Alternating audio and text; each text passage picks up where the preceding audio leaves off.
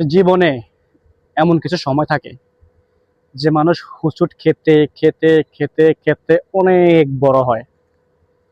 আবার কিছু মানুষ এমন থাকে যে হুচুট খেতে খেতে খেতে খেতে একদম মাটির নিচে চলে যায়। কেন জানেন? চিন্তা ভাবনার কারণে। যার চিন্তা ভাবনা যেমন সে ওরকমই ফল পায়, এটাই বাস্তব। তাই কোনো কিছু করার আগে অন্তত ১০০ বার ভাবুন। করার পরে ভাবার কোনো প্রয়োজন নেই, করার আগে ভাবুন, এতে প্রতিফল ভালো হতে পারে। মানুষের জীবনে এমন একটা সময় আসে যে এমন একটা সময় দেখা যায় যে নিজের কোনো বুদ্ধিতে কাজ হয় না, তখন আপনার থেকে বড় সিনিয়র বা যে ভালো বোঝে তার পরামর্শ নিতে হয়। ঠিক আছে? অনেক সময় অনেক ক্ষেত্রে দেখা যায় মানুষ নিজের বুদ্ধিতে কোনো কিছু করতে পারে না। আবার অনেক সময় দেখা যায় যে নিজের বুদ্ধিতেই মানুষ অনেক কিছু করতে পারে। তো সবকিছু নিজের মাইন্ড ডিপেন্ডেন্ট। মাইন্ডের উপর সবকিছু চিন্তা ভাবনা করে।